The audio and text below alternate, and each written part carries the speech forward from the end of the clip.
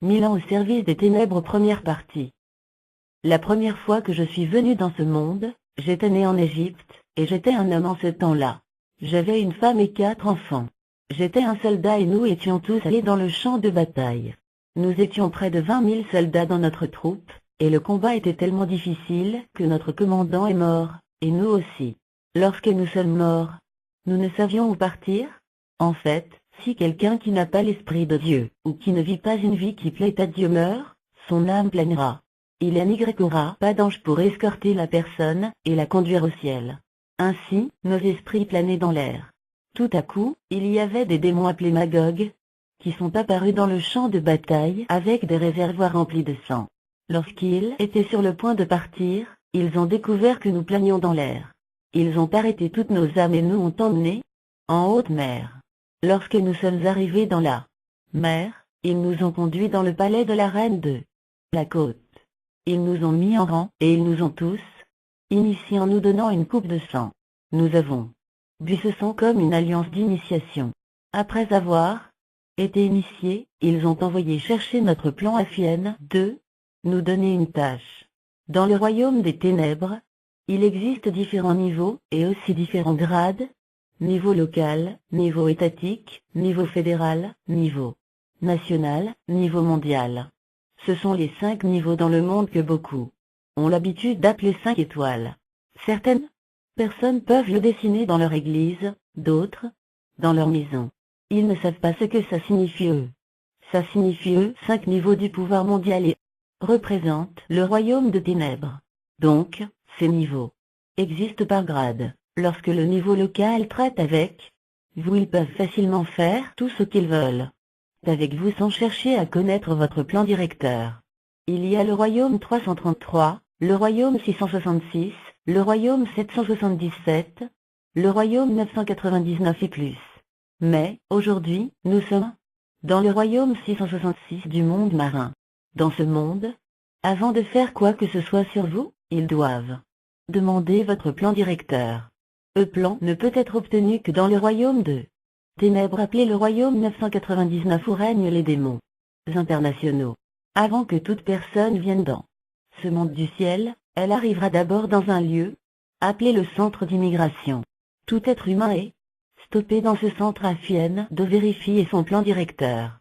S'ils voient un document blanc entre vos mains, ils vont le récupérer. Et à partir de là ils vérifieront votre plan directeur. Le plan directeur, c'est ce que Dieu vous a envoyé accomplir dans ce monde, du premier au dernier jour. Il contient votre destin, ou le dossier de votre mission de vie. Lorsqu'il découvre que vous venez dans ce monde faire la volonté de Dieu, peut-être que vous avez reçu une mission qui affectera le royaume des ténèbres, ils vont manipuler et ôter le plan original de Dieu pour votre vie, et le remplacer avec un faux plan. Ainsi, lorsque vous arrivez dans ce monde, vous ferez le contraire de la volonté de Dieu. Par exemple, si Dieu vous a envoyé sur cette terre naître au Canada en tant que citoyen, ils feront que vous naissiez au Ghana. Votre ange gardien, votre bienfaiteur et toutes les bonnes choses de votre vie envoyées par Dieu seront au Canada. Lorsqu'il manipule votre plan, tous vos programmes divins et vos bénédictions seront au Canada pendant que vous êtes né au Ghana où il n'y a pas d'aide, pas de bonté et rien à accomplir. L'ange gardien de votre vie ne sera pas là avec vous. C'est pourquoi vous voyez des gens souffrir jusqu'au point de demander pourquoi Dieu les a fait naître dans ce monde. Non, mon ami, l'ange des ténèbres a remplacé le plan de Dieu pour votre vie par un faux plan. Vous avez été mal dirigé. C'est pourquoi vous rencontrez des difficultés. Bien-aimés, vous devez prier avec ferveur. Avec la prière, Dieu peut toujours envoyer notre ange pour vous relocaliser. Comme je le disais, ils ont cherché à connaître nos plans pour savoir la mission qui nous était confiée. Lorsqu'on a apporté notre plan, ils ont donné à chacun de nous une position et où travailler. Alors, à mon tour, ils se sont tout à coup rassemblés et m'ont bloqué. Pendant 2 semaines j'étais dans leur prison démoniaque. Je ne savais pas pourquoi ils m'avaient enfermé. Quand ils m'ont finalement enlevé, j'ai demandé pourquoi ils m'avaient enfermé. Ils m'ont dit que je ne leur avais fait aucun mal, mais qu'ils avaient découvert dans mon plan que Dieu m'avait envoyé dans ce monde pour être un prophète. C'est la raison pour laquelle ils ont préparé une mission spéciale pour moi qui va à l'encontre du plan original de Dieu, afin que Dieu regrette de m'avoir envoyé dans ce monde. Ils m'ont également dit qu'ils vont m'envoyer à l'école, et que je vais passer 300 ans à l'école. J'étais tellement surpris, et me suis dit comment puis-je passer 300 ans à l'école? Cela veut dire que je dois encore mourir. Ils se sont ris de moi.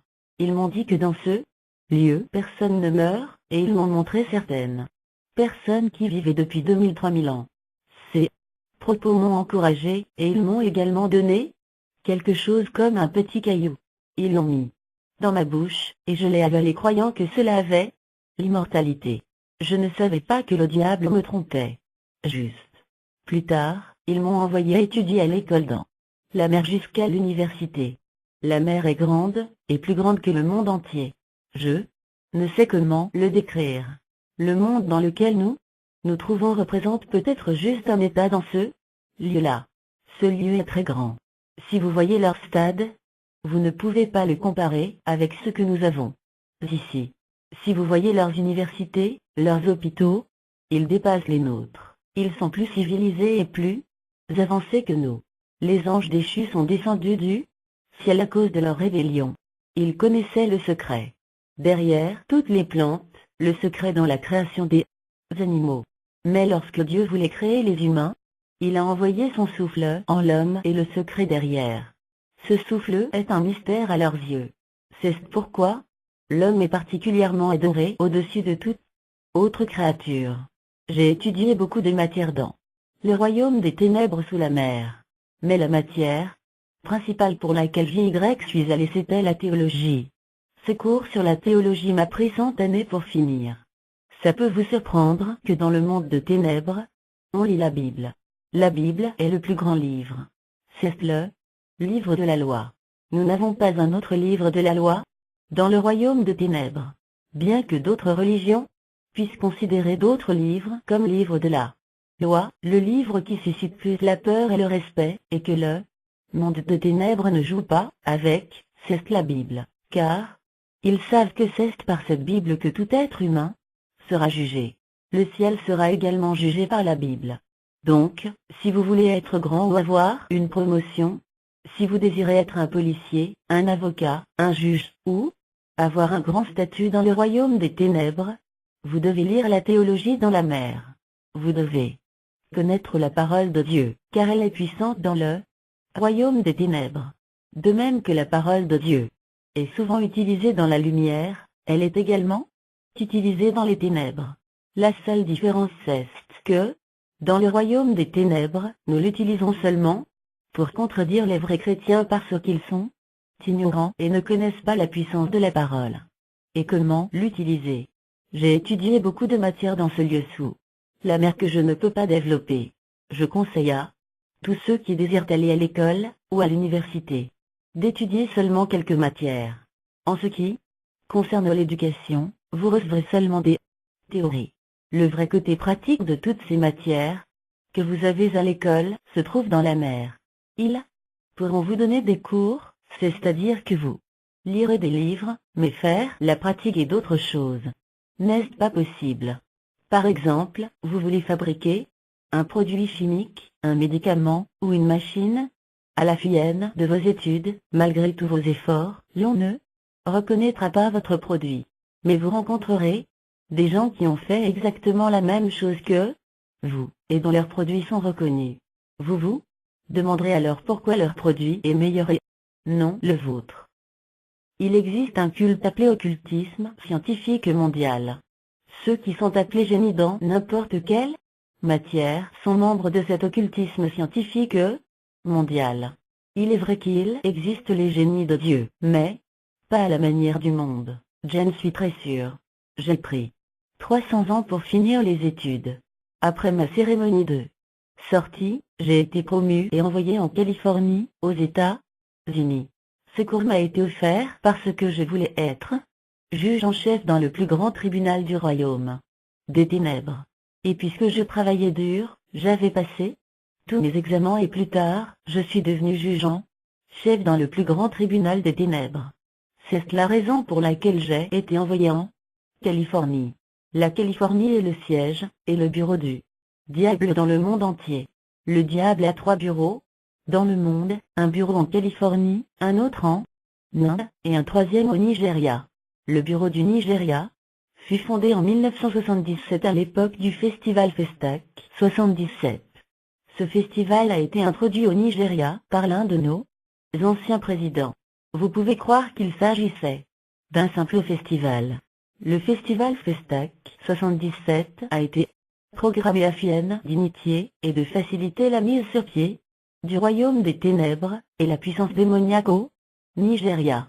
Le secrétariat du bureau est situé au centre du marché Obanham dans la cité du Bénin. Lorsque j'ai été promu en Californie comme juge en chef, je devais servir un mandat de 30 ans. Étant en service, j'ai travaillé sur plusieurs cas, j'ai jugé beaucoup de saints.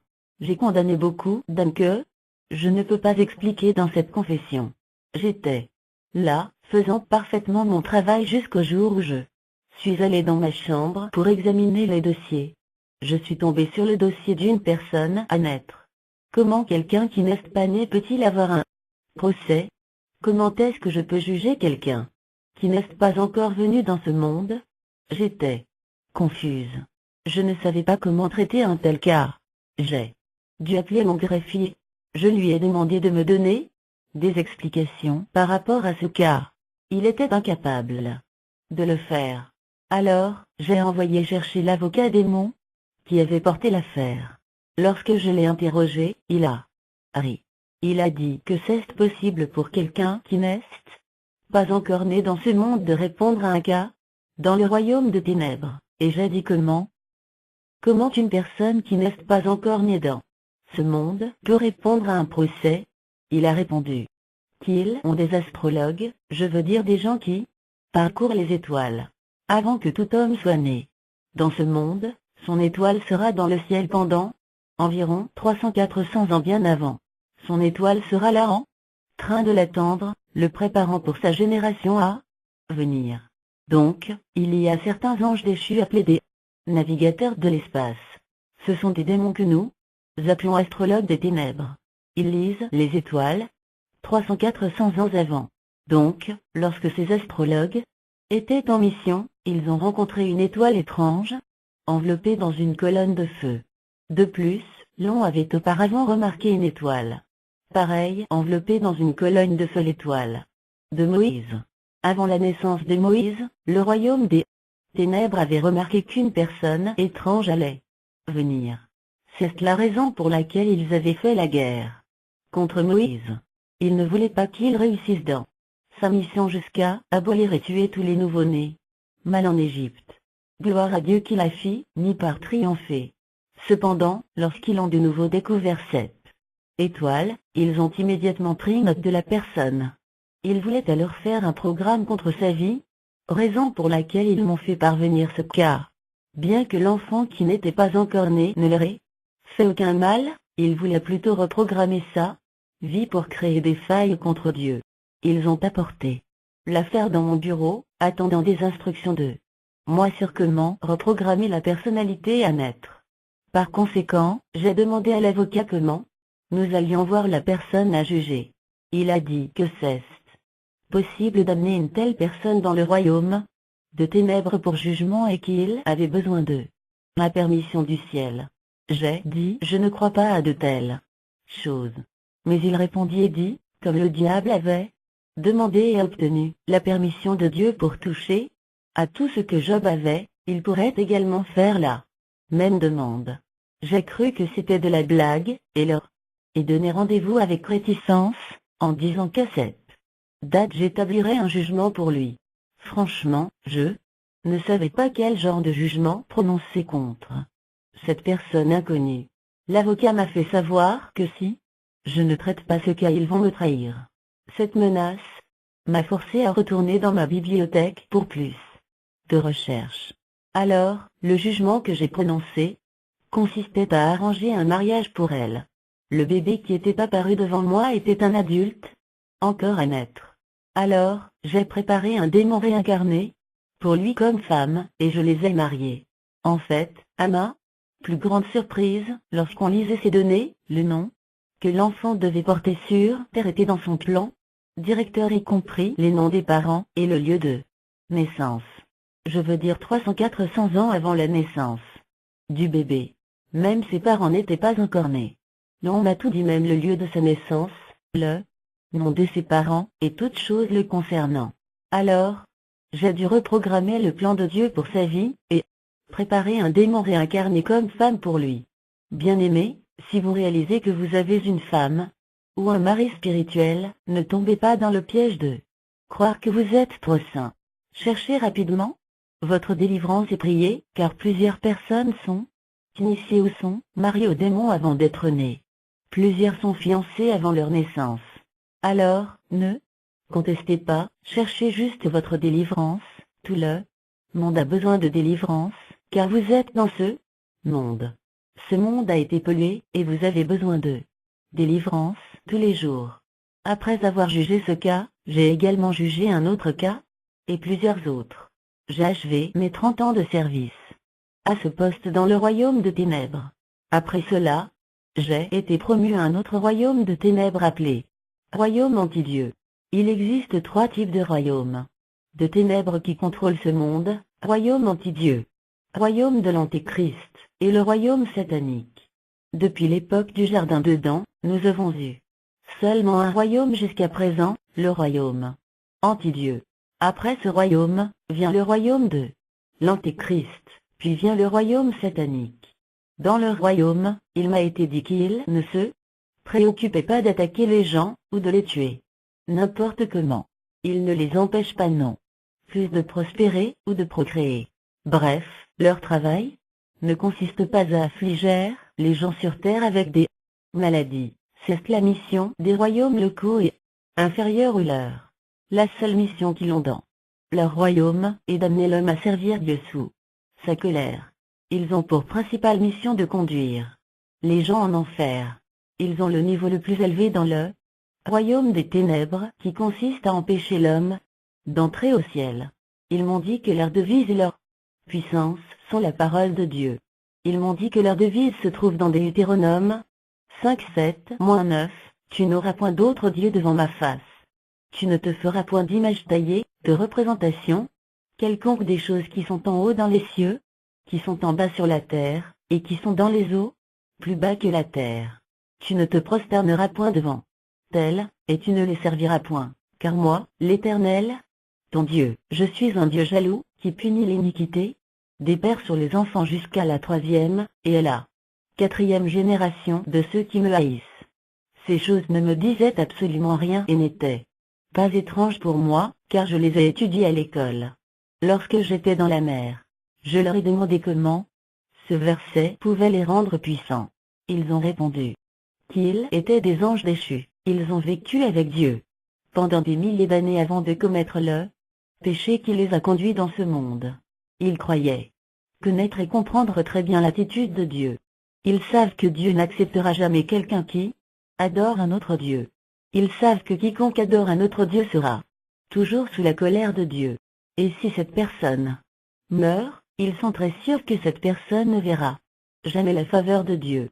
C'est pourquoi ils poussent les gens à adorer Dieu en étant sous sa colère, raison pour laquelle ils prennent très au sérieux l'aspect concernant les idoles. Chaque fois que Dieu dit quelque chose, il ne le change pas. Il est le Dieu qui ne change pas. Donc, c'est seulement lorsque quelqu'un se repent qu'il empêche le processus de destruction.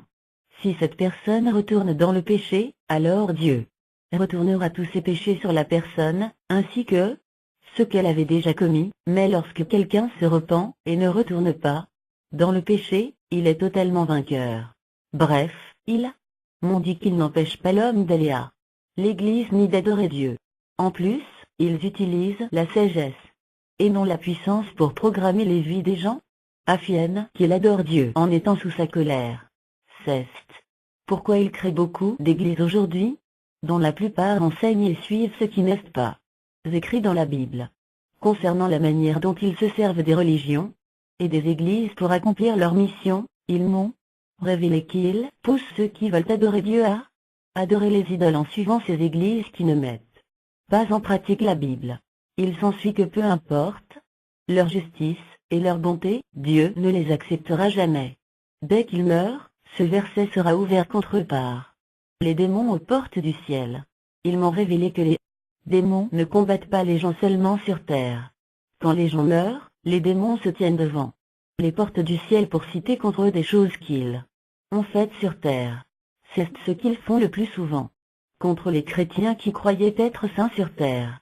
Concernant leurs actions dans l'Église, ils m'ont révélé comment ils introduisent le culte des idoles dans l'Église. Après la mort du Christ, les apôtres travaillaient. Ils allaient d'un lieu à un autre, prêchant l'Évangile, amenant le réveil et guérissant les gens.